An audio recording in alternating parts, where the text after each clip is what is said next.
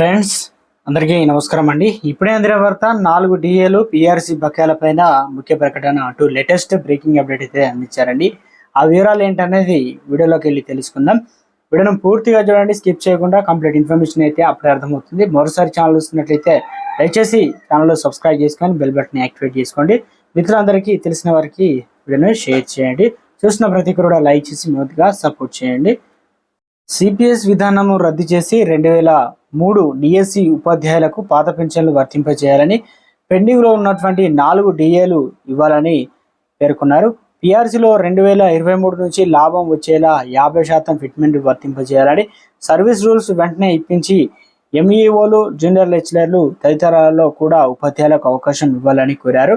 అదేవిధంగా 317 జీవో వల్ల నష్టపోయిన ఉపాధ్యాయులకు వెంటనే వారి సొంత జిల్లాలకు పంపించాలని, మోడల్ స్కూల్ ఉపాధ్యాయులకు పదోన్నతులు, గురుకుల ఉపాధ్యాయులకు సమస్యలు పరిష్కరించాలని, గిరిజన సంక్షేమ పాఠశాలలో పనిచేస్తున్న సిఆర్టీ రెగ్యులర్ చేయాలని తీర్మానాలు రాష్ట్ర ప్రభుత్వానికి నివేదికను అందజేస్తామని శ్రీపాల్ రెడ్డి అన్నారు. పిఆర్టీఎస్ అధ్యక్షుడు శ్రీపాల్ రెడ్డి